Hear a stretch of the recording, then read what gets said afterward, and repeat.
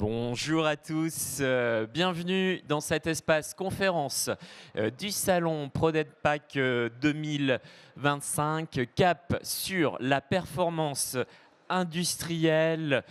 Vous le savez, eh bien, le rôle du salon, c'est de vous proposer des solutions performantes à travers l'offre des plus de 750 exposants et puis eh bien, de vous donner des sources d'inspiration, de partager des retours d'expérience. C'est tout l'enjeu eh bien, des conférences. Cette matinée, allez, fait écho à une actualité, vous l'avez sans doute repéré, Choose France, un moment qui met en valeur les investissements des entreprises françaises, plus de 30 milliards d'euros annoncés à travers eh bien, plus de 150 projets.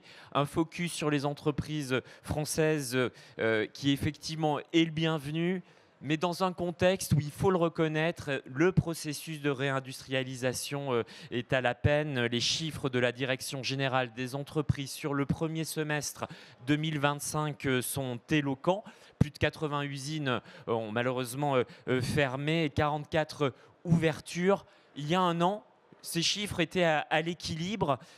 Il faut regarder dans le détail. Certains secteurs eh bien, tirent leur épingle du jeu. C'est le cas de l'aéronautique, c'est le cas de l'agroalimentaire et d'autres eh bien, sont plus en difficulté comme l'automobile et l'industrie chimique. Derrière ce constat un peu froid, un peu voilà, presque mathématique, évidemment une réalité avec de multiples facteurs. Pour vous, pour les industriels, eh bien, le levier d'action, c'est évidemment celui de la performance industrielle au service de la compétitivité. C'est ce qu'on va essayer eh bien, de mettre en valeur ce matin à travers des retours d'expérience et des solutions très concrètes. Un riche programme. Tout d'abord, focus sur un point central dans eh bien, l'enjeu de performance industrielle, c'est celui de l'excellence opérationnelle, le management, la place de l'humain. Ça sera avec eh bien, le retour d'expérience de Kenvue et de Kaizen Institute. Et puis, une table ronde dédiée à la robotique, aux machines intelligentes. En quoi peuvent-elles être au service de la compétitivité? Comment mettre en œuvre des solutions innovantes et quels sont les leviers à actionner? Nous aurons le plaisir eh bien, de donner la parole au pôle de compétitivité SIM, au cluster Cloboteam et puis à deux industriels, deux fournisseurs de solutions avancées que sont Inodura et puis EasyTech International. Et puis, allez, on est en pleine COP à Belém au Brésil, vous le savez. L'enjeu de concilier la performance industrielle avec les exigences environnementales est plus que jamais d'actualité. Faut-il d'ailleurs concilier ou est-ce que eh bien, la performance environnementale peut être au service de la performance industrielle? En tout cas, comment mettre en œuvre ce double défi? Nous donnerons la parole au pôle de compétitivité Polyméris, associé à LGR Packaging et à Corpo Karma, avant de faire un focus sur l'intelligence artificielle et l'intervention d'Asso Systèmes afin de vous mettre en lumière véritablement les nouvelles perspectives possibles à travers les nouvelles technologies intégrant l'intelligence artificielle. Sans plus tarder, eh bien, commençons cette matinée et j'ai le plaisir pour ouvrir eh bien, nos échanges de donner la parole à Jean-Christophe Baudet. Vous pouvez l'applaudir. Merci Jean-Christophe de me rejoindre. Vous êtes eh bien, le directeur général du pôle de compétitivité SIM. Vous avez effectué une carrière de chercheur académique, notamment au sein de l'Institut Mines Télécom. Un institut qui a la particularité, c'est assez unique, de dépendre du ministère de l'économie. Ça veut dire que eh bien, dans votre carrière, l'enseignement supérieur, la formation, la recherche, évidemment, c'était le fil rouge, mais aussi le lien aux entreprises. Et ça fait sens pour votre fonction, effectivement, aujourd'hui, de directeur général du pôle de compétitivité SIM, le pôle de l'ingénierie et de la production manufacturière, un pôle qui accompagne les entreprises dans leur processus d'innovation. Vous allez introduire cette matinée performance industrielle. J'ai donné quelques propos très, très macro, mais effectivement, pourquoi finalement prendre ce thème et comment le mettre finalement en lien avec les enjeux de souveraineté industrielle, de réindustrialisation? En quoi ces thèmes-là sont-ils liés? Déjà, bonjour à tous. Les thèmes sont liés. Comment définit-on la performance industrielle aujourd'hui? Premier enjeu.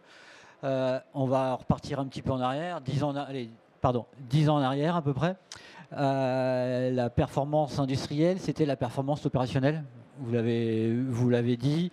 Le coût, les délais, baisser les prix au maximum pour contrer les importations, les pays à bas coût. Après, on ne va pas se voiler la face, hein, cette bataille-là, elle est perdue. Je renvoie à l'audition de Florent Ménégo à la commission économique du Sénat qui a bien montré les différences. Président de Michelin, qui a bien montré les différences de coût du travail entre la France, l'Allemagne, les États-Unis et les pays à bas coût. Donc aujourd'hui, comment on va définir cette performance industrielle? Alors la performance opérationnelle, pour moi, c'est le point d'entrée. Mais derrière, il y a d'autres notions, puisque depuis 2020, Covid, fermeture des frontières, 2022, crise de l'énergie, on se rend compte que l'industrie française, l'économie française est hyper dépendante finalement d'autres pays un petit peu instables qui peuvent nous étrangler très rapidement. Donc aujourd'hui, cette performance industrielle, pour moi, c'est comment on consolide ou on maîtrise nos circuits de... Comment dire? J'ai mangé le mot, excusez-moi. les circuits d'approvisionnement. Nos circuits d'approvisionnement, exactement, pour ne plus être dépendants. Je ne sais plus en quelle année, quand il y a eu le canal de Suez était bouché, Ouais. tout s'est arrêté. Aujourd'hui, une entreprise, pour moi, elle est performante si, malgré cet accident-là, elle peut continuer à produire. En tout cas, ce que j'entends, c'est que si je reprends les propos effectivement du président de Michelin, c'est de dire qu'au fond, la bataille de la compétitivité, elle est vraiment très difficile parce que les prix de l'énergie sont plutôt plus élevés en Europe versus notamment les États-Unis. On connaît notamment la stratégie trumpienne en la matière. Les coûts de main-d'œuvre, bon, on n'en parle pas. Donc ça veut dire que quelque part, il faut agir sur d'autres leviers. Alors, quels sont les leviers à actionner de votre point de vue? De mon point de vue, les leviers à actionner, il y a forcément, si on est là, les leviers de l'innovation. Il faut que le Made in France devienne désirable. Alors, il va être plus cher, forcément, mais qui a un iPhone dans la salle? Il y en a quelques-uns forcément. Forcément quelques-uns, ils sont quand même beaucoup plus chers qu'un Oppo. Bien sûr. Pourtant, vous achetez un iPhone qui est fabriqué à peu près au même endroit, à quelques kilomètres près, mais ils sont faits au même endroit. Donc ce produit est devenu désirable, il y a la marque. Donc il faut que les produits manufacturiers, les produits français redeviennent désirables. Il y a la performance environnementale. On parlait de sécuriser les approvisionnements, mais donc aussi et également arriver à recycler la matière. Ouais. Pour ne plus être dépendant de pays tiers. Il y a la performance sociale. Vous pouvez être hyper performant, un produit qui va bien se vendre, mais vous allez cracher du pétrole, vous allez cracher du CO2. Je caricature à outrance. Vous allez très peu payer vos salariés. À un moment, vous allez avoir des accidents de parcours parce que la crise de l'énergie, vos salariés vont partir, donc vous n'êtes pas performant. S'il y a une empreinte environnementale qui est plus faible, que vos salariés restent, qu'il n'y a pas de turnover et que vous arrivez à maîtriser vos processus et bien les piloter, alors on peut définir une performance qui va être industrielle et non pas opérationnelle. Et est-ce que d'une certaine façon, les enjeux de territorialisation deviennent plus accrus, plus importants, puisqu'on parle de sortir des vulnérabilités, des dépendances? Ça passe peut-être aussi par ces partenaires, les écosystèmes dans lesquels on est inséré. C'est ça. Pour moi, la performance industrielle, ça va être la capacité, non pas d'une entreprise, mais d'un écosystème à produire durablement, en sécurisant les dépendances. Et donc, quelque part, j'aime bien la notion de chasser en meute. Aujourd'hui, les chefs d'entreprise, ils ont le nez dans le guidon parce qu'il faut remplir le carnet de commandes, il faut payer les salaires à la fin du mois. Le voisin, il est à peu près dans la même situation. Et peut-être qu'en travaillant davantage ensemble, davantage sur une partie écosystème ou symbiose territoriale, j'apprécie aussi ce terme, on peut être plus fort. Exactement. Seul, on va plus vite, ensemble, on va plus loin. Et cette notion d'écosystème, pour moi, elle est primordiale pour redéfinir. On parlait tout à l'heure, vous avez évoqué la réindustrialisation, la souveraineté. Alors une fois qu'on a donné ces mots un peu valises, Bien sûr. Oui. comment on les lie au quotidien d'un patron de PME? Voilà. Ça va être là l'enjeu de réindustrialiser, que sur un territoire donné, on puisse maintenir les emplois, les services qui sont associés. Ça me fait penser à l'exemple du secteur agroalimentaire dans le Grand Ouest avec cette notion de coproduction, c'est-à-dire qu'on utilise pour le coup une matière première d'origine agricole pour fabriquer des aliments, mais certains coproduits vont être valorisés par d'autres entreprises, ce qui fait qu'en fait on améliore d'une certaine façon le prix de revient de l'ensemble en fait, de la filière. C'est ça, il y a un principe d'économie circulaire. Où les déchets deviennent des coproduits, une ressource première. C'est Olivier Luancy qui il y a quelques années, disait que la réindustrialisation en France passera par la transition écologique et la transition énergétique. Et la circularité. Et la circularité. L'éco-conception, ce n'est pas une contrainte. C'est au contraire un levier pour faire de l'économie de matières premières dont on ne dispose pas sur place en France. Effectivement. Alors, fort de ce constat, on est au cœur du salon Prodenpac. Quel sens ça a d'être effectivement dans un tel événement pour le pôle de compétitivité CIM et pourquoi parler de performance industrielle ici? Alors, on va parler de performance industrielle dans un système où on va avoir finalement de la logistique, du packaging, du process. On a une vraie chaîne de valeur.